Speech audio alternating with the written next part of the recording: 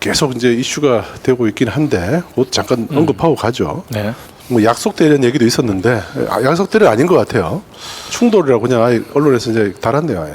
그러니까 저게 약속 대련이라고 얘기한다면은 저렇게 그 봉합을 하면은 약속 대련은 뭔가의 목적, 뭔가의 효과를 노리고 그 하는 건데 두 사람 다 상처를 입었어요. 네. 예, 상처를 입은 상태에서 이제 봉합을 한 것인데 이것은 결국은 이 두 사람과의 실질적인 그 갈등 충돌이 있었고 다만 여기서 더 이상 서로 간에 이제 충돌이 장기화되는 경우는 이제 공멸의 위기에 있다라고 하는 걸 직감을 하고 저렇게 어색하게 악수를 했지만 두 사람 간에 이번 사태로 생겼던 이 반목 그다음에 불신 뭐 이거는 그대로 사실은 이제 치유하기가 좀 어려워 보입니다. 네. 이제 이런 걸 이래서 사실상 이것은 이제 약속 대련으로 이제 더 이상 이번 사태를 이제 바라보는 시각은 이제 철회돼야 되지 않을까 네. 생각이 됩니다.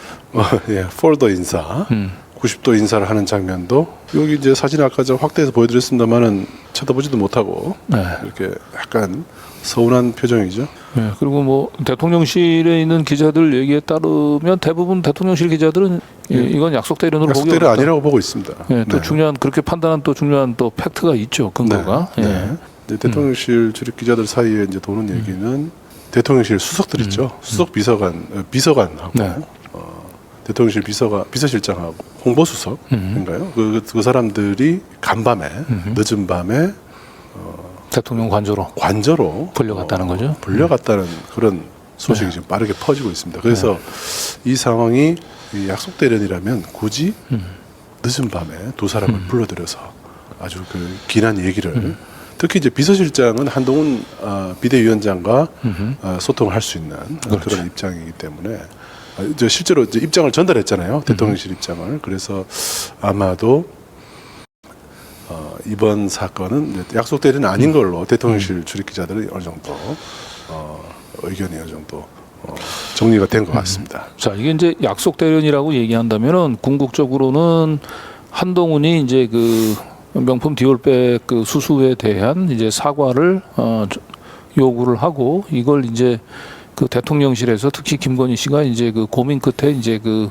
결단을 내려서 수용하는 모양새 이렇게 해야 이제 그 한동훈도 올라가고 그다음에 김건희도 데미지를 최소화할 수 있거든요.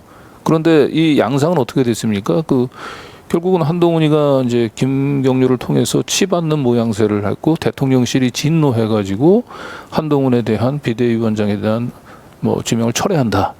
이렇게 이제 이런 상태가 됐는데 만약에 이게 약속 대련이라고 얘기한다면 결국 대통령실이 한동훈의 치받음에 수세적으로 이제 그 밀려가지고 명품을 수수한 걸 인정을 해야 되지 않습니까? 사과를 해야 되지 않습니까? 그렇죠. 이러면 김건희 씨 입장에서 굉장히 더 굴욕적인 거예요. 결단이 아니고 이거는 한동훈의 결국은 그 압력에 밀려서 명품 수수한 걸 사과해야 되는 건 김건희 두 번 죽이는 격이거든요. 그렇죠. 이런 식의 그 약속 대련 시나리오를 아무도 그렇게 꾸미지는 않죠. 네. 이것은 그래서 우리가 뭐 전두환 노태우 간에 이제 6.29 선언이 나온 것도 역시 노태우가 뭐 전두환을 굴욕적으로 몰고 간 게 아니란 말이에요. 예, 그러니까 그 전두환이 어쨌든 그 이 결단을 하는 처음에는 이제 호언을 얘기를 하다가 전두환이 스스로 이제 그 결단을 내리고 백담사로 가는 그런 모양새를 취했지 노태우가 전두환을 뭐 백담사로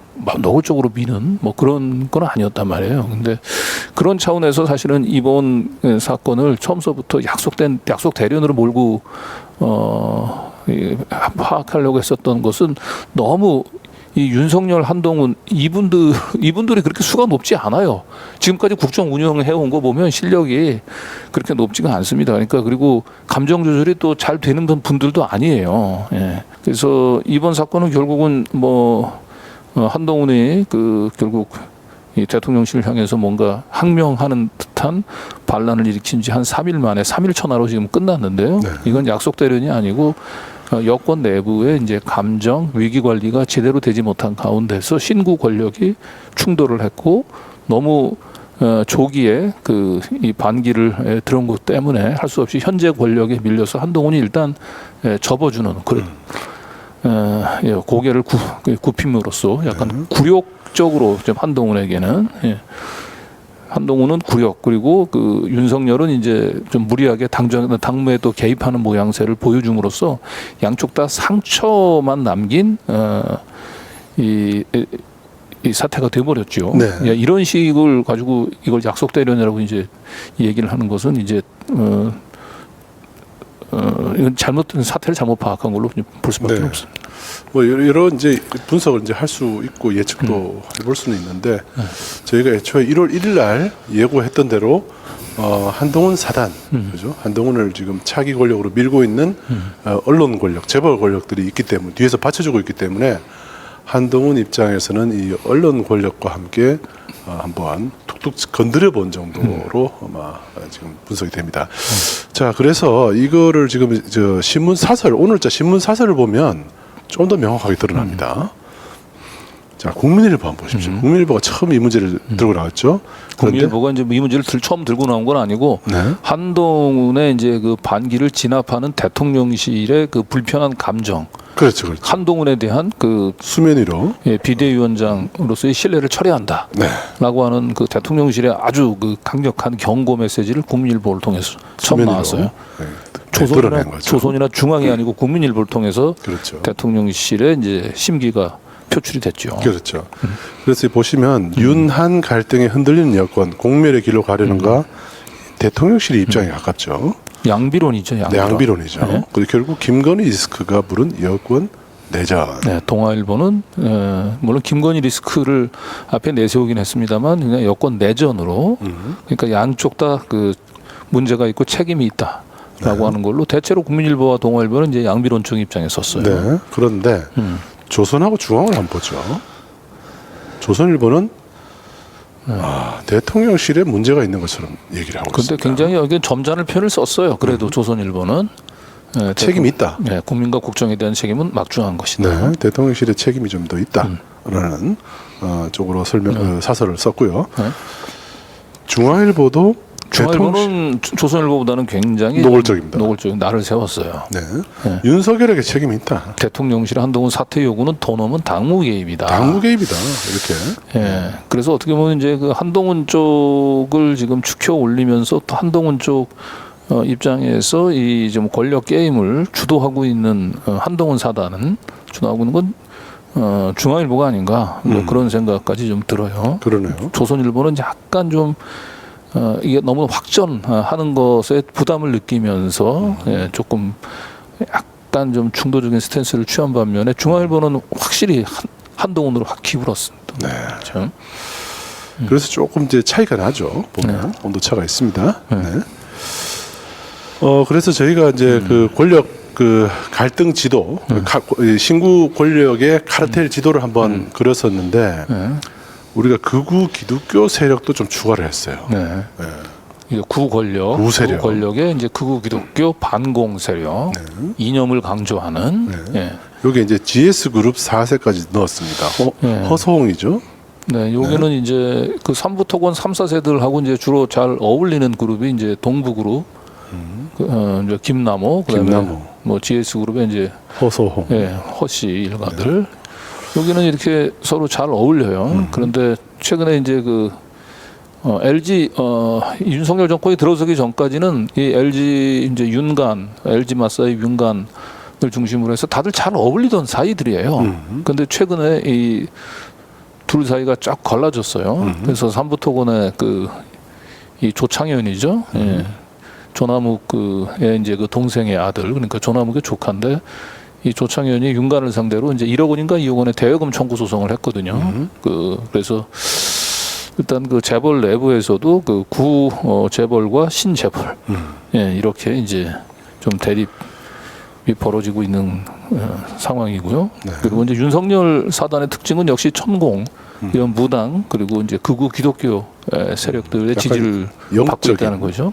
영적인 세계를 그래서 지향하는. 이제 이념을 강조하고. 네. 이제 반면에 이제 그 한동훈을 이제 미는 세력들은 이제 신세계, 정용진, SK 최태원, LG 마사이 윤간. 여기는 사실은 이제 그 뭐 이제 이념이라든지 뭐 이런 거보다는 이제 뭐 신뢰 이런 것들을 강조를 해요. 예, 그래서 이제 중국하고의 관계도 사실 이념보다는 실용을 좀 더 강조하는 쪽이고, 그래서 이 막무가내로 지금 이제 중국과의 관계를 이제 그 이념에 이제 을 앞세워 가지고 이제 중국 관계를 악화시키는 것에 대해서 되게 좀 우려를 하고 있는 쪽이고, 네. 이제 이런 생각들을 주로 이제 한동훈이 지난번에 작년 5월달인가 6월달 그 제주에서 있었던 대한상공회의소 포럼에서 최태원 주재하에 열린 그 포럼에서 그런 얘기들을 살짝 내비쳤죠. 그렇죠. 예. 네. 무엇보다도 여기서 언론은 이제 언론. 조선과 이제 중앙. 조선중앙일보가 한동훈과 함께 있다는 게 중요합니다. 네. 그리고 이제 이쪽 그 윤석열, 김건희 쪽은 이제 극우 기독교 세력하고 좀 관련이 있는 이제. 국민일보. 예. 왜냐하면 저 가운데 있는 사람이 저 이영훈하고 순복음 교회 이제. 그렇죠. 그러니까 이 극우 기독교 세력의 최고 이제 좌장격은 이제 맨 좌측에 있는 김장한 목사입니다. 김장한. 그리고 김장한 목사 밑에 이제 뭐 이영훈 목사라고 있고 장종현. 은 이제 우리가 지난번에 백석대 소나무 분재 사건. 소나무 분재를 이제 관저에 학교 차량에 태워서 보냈던. 예. 근데 이런 사람들, 그래서 이제 저는 그래서 이 대통령실에서 국민일보를 통해서 자신들이 한동훈에 대한 불편한 심기를 피력한 것이 우연이 아니다. 예, 라고 보는 겁니다. 그렇죠. 그래서 조선중앙일보가 한동훈을 밀고 있다라는 것을 잘 유념하시고 앞으로 기사를 보시는 것도 중요한 포인트인 것 같아요. 이게 빨리 움직이는 거예요. 권력이 이들이 이제 조선이나 중앙 같은 데가 굉장히 빠르거든요. 태세 전환이 빠르기 때문에 사실 이제 최순실 박근혜 탄핵 국면에서도 조선일보 같은 데가 굉장히 빠르게 움직였잖아요. 네. 그래서 그런 권력의 향배에 대해서 누구보다 냄새를 빨리 맡는 데가 이런 데입니다. 일단 1차 반기 시도는 일단은 접었어요. 깃발을 접었는데 총선을 앞두고 다시 또 이제 2차 또 3차 또 반기를 들 가능성도 지금 배제할 수는 없는 겁니다. 그래서 일단 이걸 약속 대련으로 보는 건 굉장히 나이브하게 현재 상황을 보는 거예요. 그래서 그리고 뭔가 이 지금 현재 범여권 내부의 굉장히 혼란 분열상들을 너무 그 윤석열, 김건희 또는 한동훈이 이런 위기 관련 능력들을 굉장히 너무 높게 보는 거예요. 예, 그거는 이 최근에 벌어진 상황들을 약속 대련으로 보는 건. 예. 자, 실제로 이제 최태원 SK 최태원과 조선일보 방정호 사이에는 서로 이렇게 인스타그램에서 농담을 주고받을 정도로 가까운 사이입니다.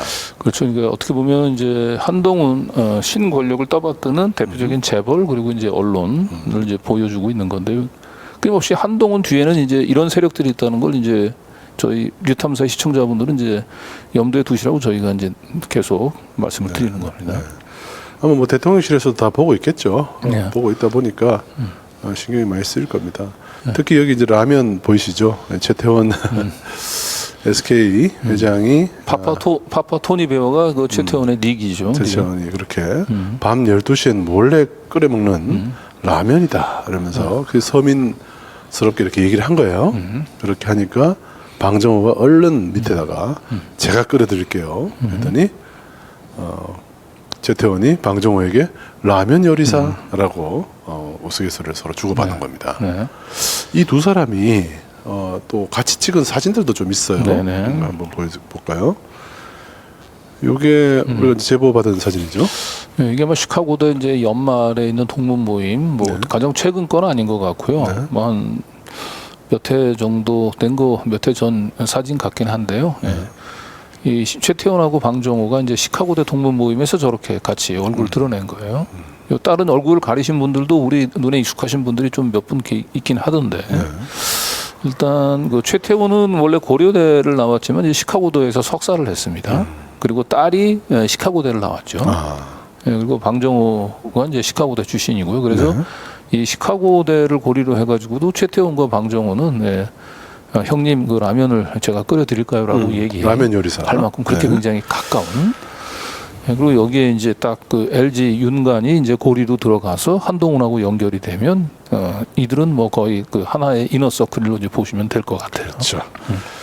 중국에서도 같이 사진을 한번 찍었어요. 베이징인데요. 2019년 사진이라고 그러죠.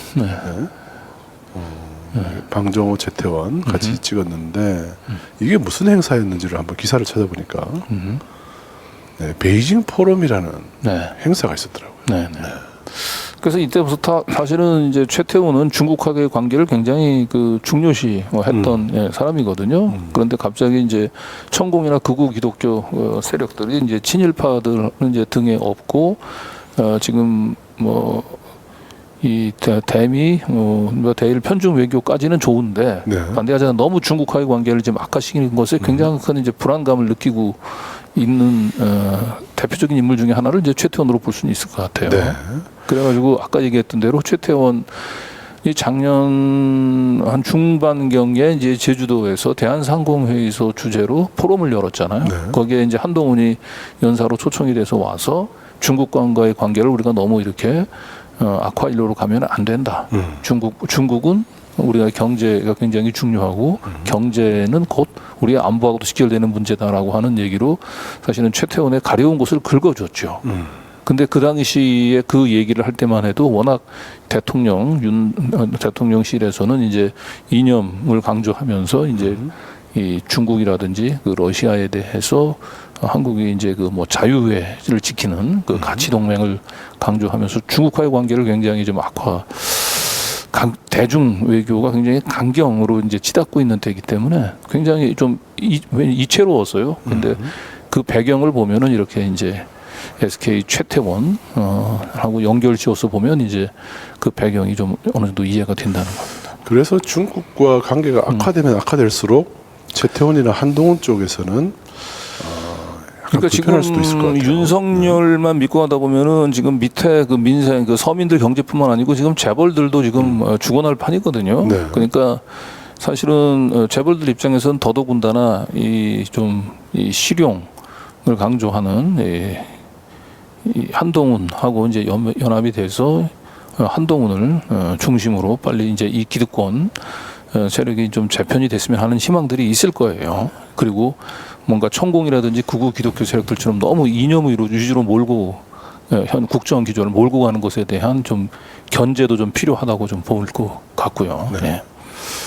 아무튼 앞으로 그 한동훈 비대위원장이 뭐 3일 천하로 저렇게 머리를 90도 숙였지만 예. 다시 머리를 들 날이 머지 않았다라는 것이 저희 전망입니다. 뭐 지금 뭐 다른 뭐 여러 전망들이 많이 나오긴 하는데 일단 이건 이제 한동훈 개인의 어떤 그런 문제가 지금 아니기 때문입니다. 일단 조선중앙 그 사설에서 보면은요, 한동훈은 90도로 머리를 굽혔지만 한동훈 뒤에 있는 세력들은 절대 아직까지 머리를 굽히지 않았습니다. 그렇죠. 언제든 다시 기회를 엿볼 겁니다. 머리를 다시 들게 될 거라고 봅니다.